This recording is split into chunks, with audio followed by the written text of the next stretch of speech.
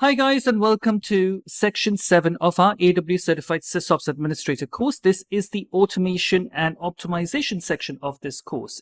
In this particular section, we're going to be taking a look at AWS CloudFormation, a hands-on lab on CloudFormation and how we can set that up. We're going to then move on to take a look at AWS Elastic Beanstalk. We're going to launch a sample application using the Elastic Beanstalk service. That's another hands-on lab. And then we'll briefly go over AWS OpsWorks. So let's get started. Okay, so we'll get started with AWS CloudFormation as part of our automation section of this course. So what is CloudFormation? Well, it is a web service that provisions and configures stacks of AWS resources for you based on templates that you create, which represents a complete architectural model for your infrastructure design. You create a template that describes all of the AWS services you want, and CloudFormation will take care of provisioning and configuring those resources for you. You do not need to individually create and configure those AWS resources and then try to get them to work together. That's pretty much what we do when you are manually setting up various infrastructure components like the VPC, the public-private subnets, the route tables, and then in those subnets we place EC2 instances, RDS databases in the backend. All of that manual stuff we do not need to do. CloudFormation can provision all of that stuff for us based on our templates. So there are some key benefits of obviously using CloudFormation, and the first one is obviously simplify infrastructure management. You can design your templates to describe all of your resources and their properties for a specific application or infrastructure deployment. For example, in a multi-tier application, you need a VPC, you need your public-private subnets, you need EC2 instances, you need an auto-scaling group, load balancers, databases, etc. Your template will need to define these components and configurations, and CloudFormation will then build that environment for you. Next, we also have the ability to quickly replicate your infrastructure. So you can replicate your deployment across multiple regions as well. Imagine that you have branch offices across the globe. You want to build the same infrastructure design across those offices in order to stay consistent. You can ensure that you build a template once, distribute that template to your colleagues in the various regions, and then have that infrastructure quickly replicated. The only thing that you would need to be aware of is that the template will obviously reference various components that are regional specific. For example, AMI IDs for your EC2 instances are regional specific. You would need to ensure that they correctly reference the right AMI ID for an EC2 instance. And then we also have the ability to easily control and track changes for your infrastructure. CloudFormation templates will describe exactly what resources are provisioned and their settings. These templates are standard text files, which means that you can track differences in your template to track changes in your infrastructure, similar to the way how developers control revisions to their source code. You can use version control system with your templates so that you know exactly what changes were made, who made them, and when. Okay, so I want to move on and start taking a look at the CloudFormation components. So we'll start off by taking a look at those templates. Now, templates are basically text files written in JSON or YAML format. You can specify multiple resources in a single template and configure these resources to work together. You can provide input parameters that enable users of your template to modify deployments within certain predefined limits, which makes the templates more versatile. In other words, you can specify a value like the instance type when you create a stack rather than create multiple templates, one for each instance type. Another component that's very key to CloudFormation is obviously stacks. Now, stacks enables you to manage a group of related resources as a single unit. A stack can define all resources that will be required to provision a new web application, for example. And these will include things like EC2 instances, load balancers, auto-scaling groups, databases, etc. Note that when you no longer require a web application, you can simply delete the stack, and CloudFormation deletes all of the resources that was deployed for the stack, which was defined in the template. Now, in addition to creating your stacks, you can actually update them from time to time. Changes to your environment where only a few resources need to be changed can be performed by updating your stack. For example, you can change just the AMI ID of your web server without affecting any of the other resources on your deployment. Now, with regards to updates, there are what we call certain behavior patterns that you will experience when you try to update a stack. And these are as follows. You can have updates with no interruption, updates with some interruption, or a complete replacement. Now, the behavior method will depend on the property you're trying to update for a given resource, and you can refer to the CloudFormation user guide for update behaviors of each property of each resource. So, for example, if you were trying to update an EC2 instance type, then what you will notice is that if the instance has an EBS-backed storage volume, then you are going to experience some interruptions. However, if that EC2 instance has an instance store-backed volume, then you're going to experience a complete replacement of your EC2 instance. It should be noted, however, that updating your stack can have some adverse effects if you're not very careful, especially with your production environments. Now, in order to address this, CloudFormation has a process in place that we can use, which is to utilize change sets that allows you to evaluate a summary of your proposed changes to see how your changes might impact your running resources, especially for critical resources, before you implement them. For example, changing the name of an RDS database instance will result in CloudFormation creating a new database and deleting the old one.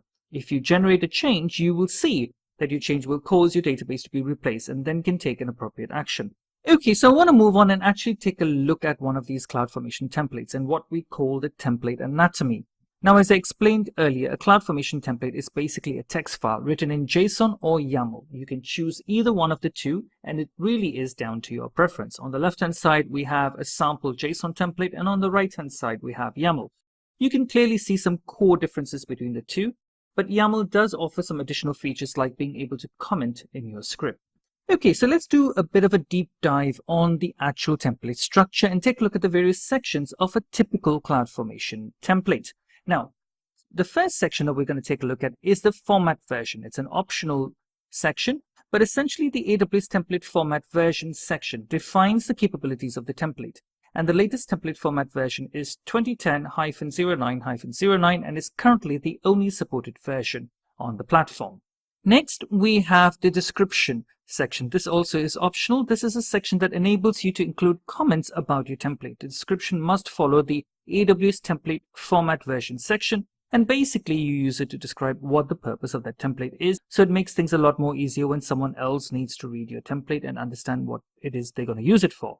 And then we have metadata, another optional section that can allow you to provide arbitrary JSON or YAML objects and information that contains implementation details about a specific resource. So for example, we can have a metadata that describes our instances and tells us about those instances. The database is exactly what that database does and what it's going to be used for in our deployment. Now, some CloudFormation features retrieve settings and configuration information from the actual metadata. So for example, we have what's known as the AWS CloudFormation init, which defines configuration tasks for the CFN init helper script that is used for configuring and installing application on your EC2 instances. We also have the AWS CloudFormation interface, which is a metadata key that defines parameters that are grouped and stored in the AWS CloudFormation console. When you create and update stacks in the console lists input parameters in alphabetical order by their logical ID. By using this key, you can define parameter groupings and ordering so that users can efficiently specify parameter values. Okay, so next we have parameters, which is another optional section, and that enables you to pass values into your template when creating a stack. You specify a default value, which will ensure that the parameters section is optional, but then you can also specify allowed values that enable you to customize your deployments. So I have a snippet over here of code that we can go through very quickly. We are defining an instance type parameter here, which is a type of string, and the default value is a T2 micro, which means that if you deploy this particular template, by default, it is going to deploy an EC2 instance of a T2 micro type. Now, I have enabled some allowed values where the user of the template, when they're deploying their stack, can deploy a T2 micro, an M1 small, or an M1 large to give them additional options. So this will ensure that the user has the flexibility based on their specific requirements when they're using the template to deploy their stack. In addition to your default and allowed values, there are some additional configuration options available for your parameters section. The first one is the ref intrinsic function, which allows you to refer to certain key details that are stored in a different location in your template. And you can use this ref intrinsic function to call those details across into your parameters section. The next one is the ability to validate parameters. Now, this is obviously a very useful and critical component of your parameters section, because what you can do is ensure that the user of your template is inputting the type of values that you want them to input.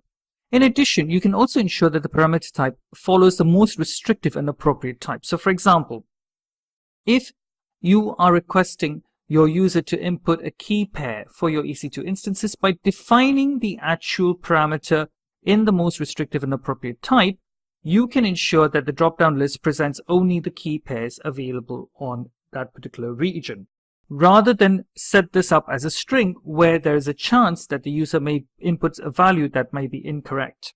Next, we have our mappings section, which enables you to match a key to a corresponding set of named values. For example, if you want a set of values based on a region, you can create a mapping that uses the region name as a key and contains the values you want to specify for each specific region. You would use the fn findInMap intrinsic function to retrieve the values in the map. And essentially, this is how you would define that particular section. Generally, you would use the mapping section for things like referring to AMI IDs that belong to a specific region. If you want to use a template in multiple regions, you will need a mapping to use the corresponding IDs for that region. Next, we have the conditions section. Again, another optional section that enables you to define the circumstances under which entities are created or configured. Used when you want to create resources for different scenarios. For example, a test environment versus a production environment.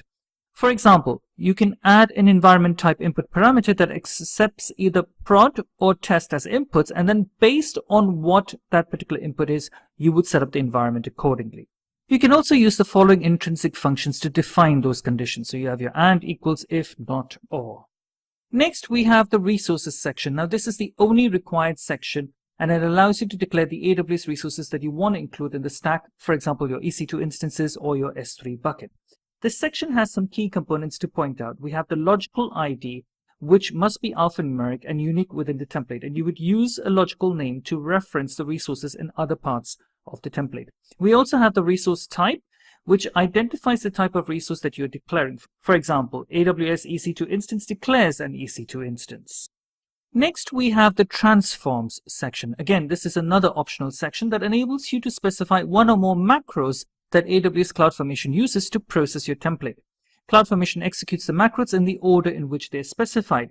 Now, specifically, it also supports the AWS serverless transform, which specifies a version of AWS serverless application model to use. The model defines the SAM syntax that you can use and how CloudFormation will process it. CloudFormation also supports the AWS include transform, which works with the template snippets that are stored separately from the main AWS CloudFormation templates. For example, you could store these snippets in Amazon S3 and then call them accordingly. Finally, we have the outputs section, which is also an optional section, but it allows you to declare output values that you can import into other stacks for creating cross-stack references, return in response to described stack calls, or to be able to view them in the AWS CloudFormation console. This is really the final output that you would need in order to present your solution to your end users. So for example, if you're building a web application stack, your output section could be the URL of the DNS name for the Elastic load balancer that is sitting in front of your fleet of EC2 instances running your web server fleet. Right, so that brings us to the end of our introduction to CloudFormation.